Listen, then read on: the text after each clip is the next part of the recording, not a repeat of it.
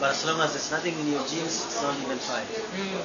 So you come from a culture where people really acknowledge what's inside a person and what comes down their genetic line and what. Exactly. That's beautiful. Exactly.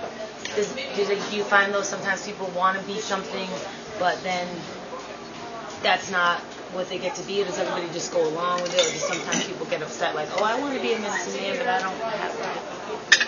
Naturally, first the elders will mentor you in a process. You are a young person growing up, and you have some tendencies, or you're interested in certain way of life, whether you want to be a medicine man or something else. They'll tell you, not because your family lineage does not allow, because there's so many other things that you have to, bring on board. So your family lineage, your history, and your mother, your father, where they came from, your grandparents, that you must have that in your family lineage. Otherwise, they would say, yes, you could have that feeling in your heart, but you're not qualified.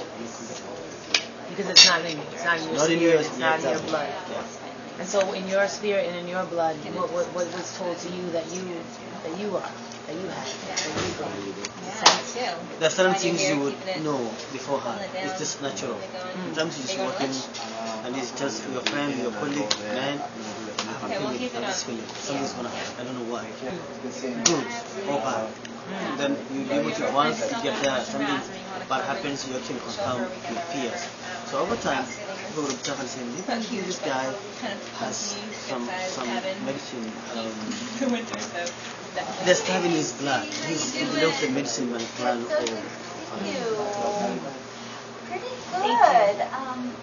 So you're saying when people are young, somebody comes, the family, they already know. Like I would be born, if I lived there, I would be born, and they would look at my whole family history. Exactly. And they would look at me, and they would read my spirit, and look at where I come from, and then I would get my job in the society. I would get my role. Yes, and the elders will advise you accordingly on what the elders, the gray-haired people that I told you earlier on, we respect, will give you advice. And what's the role of young people in that society? So a lot of some of the work that I do here and some of the work that we find important here is connecting young people, connecting adults, connecting elders to do this intergenerational work. But in your culture, that would not be really appropriate, right? Because the elders are the ones who hold the power. But what is their relationship like with young people? Young people have a duty in the society. Some are young morons, they protect the community from aggressors. They help the older people implement communal activities or issues.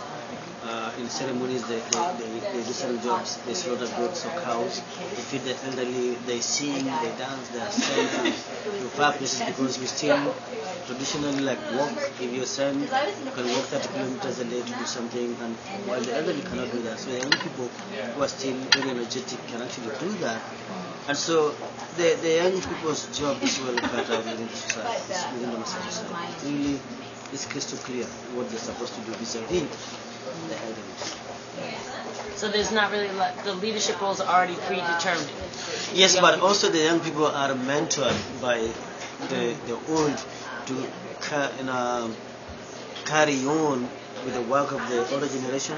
So each generation has a junior one to take over from them, like a succeeding, a successive generation. So if your guys are getting older, there must be one to take over those roles from you guys. So which means you have a job to mentor those upcoming young people who are growing to take your roles once you go old and really all your achievements.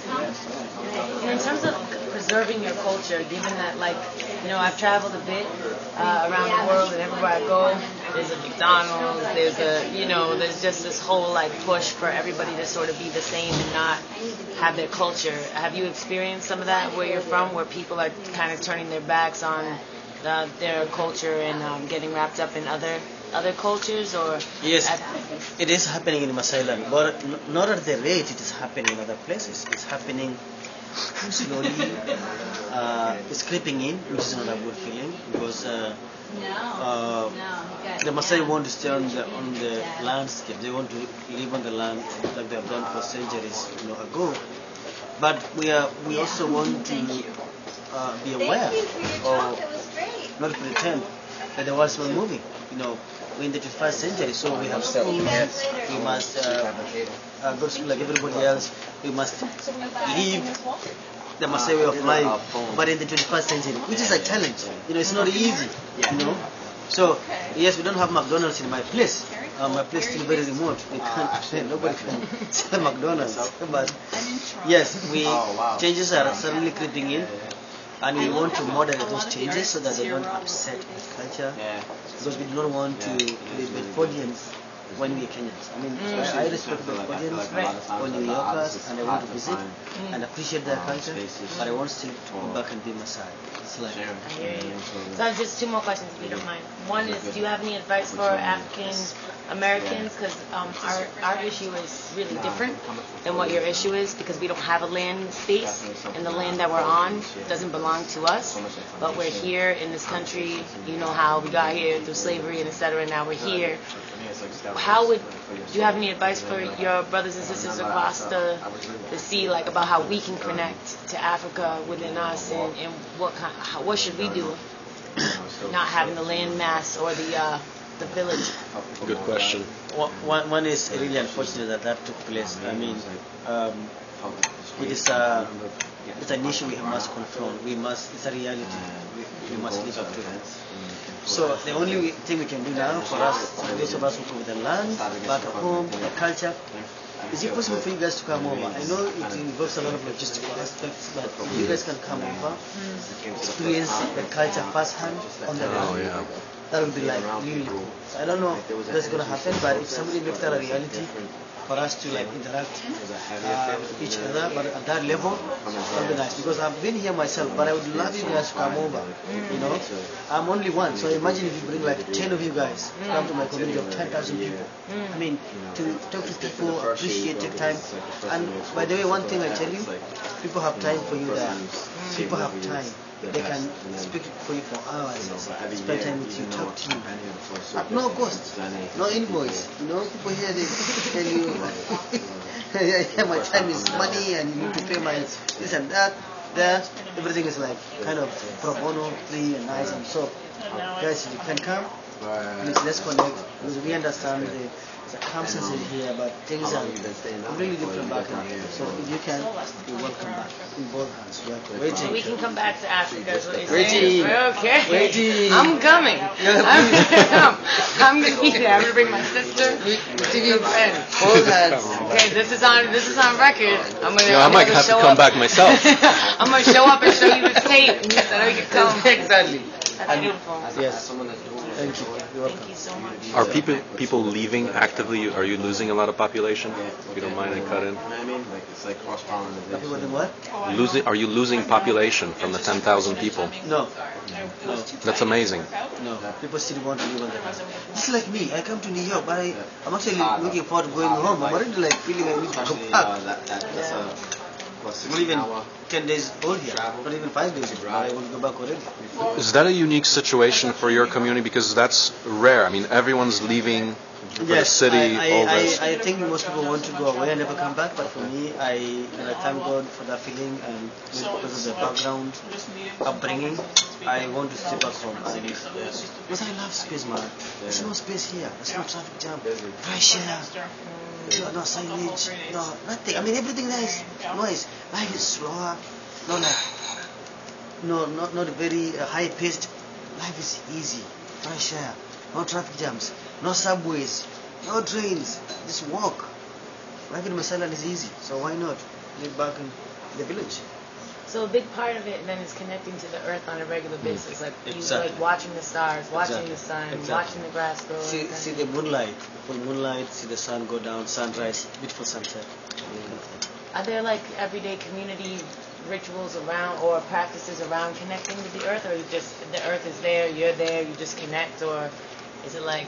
There are so many ways we connect on a daily basis. When you draw water, you go to a watering point or a river. That's a natural point. You sit under a tree. Some trees that are sacred or means a lot to us in terms of medicinal value and other things. Some certain animals like a hyena would mean something to one clan in Masai. A buffalo would mean something else. A certain snake would mean something else.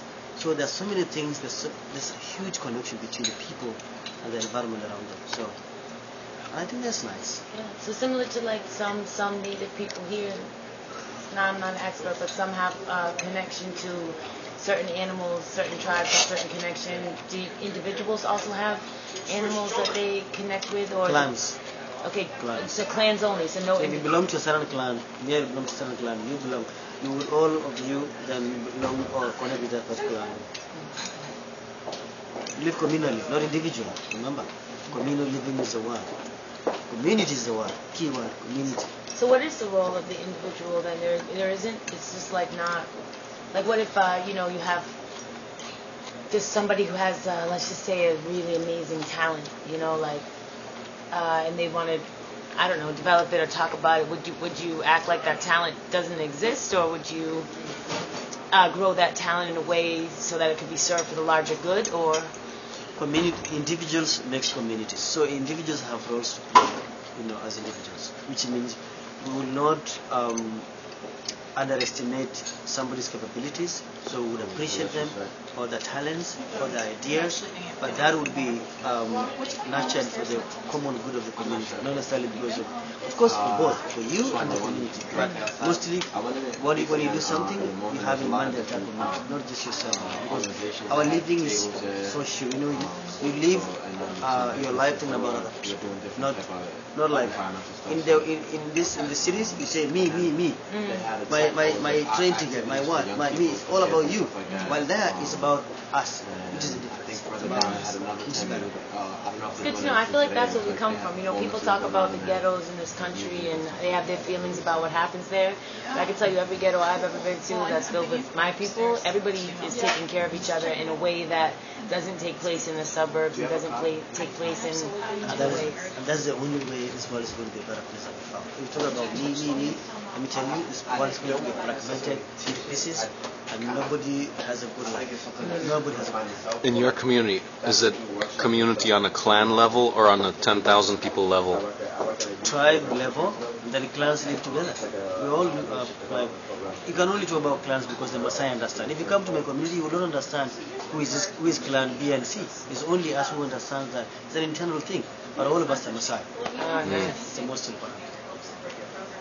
Wearing red, Valentine's color, and we celebrate Valentine every single day of our lives. You celebrate Valentine's every single day? Of our lives, yes. Well, and you guys only celebrate once. What a joke. Valentine's Day every day. Remember I said in the audience, the Masai wear red color. Red color signifies love for Valentine's Day. But for us, it means that every single day. Yeah. So you have red on. That's why we want to have love. We love people. Masai are very loving, hospitable people. Thank you. Thank you so much. Thank you.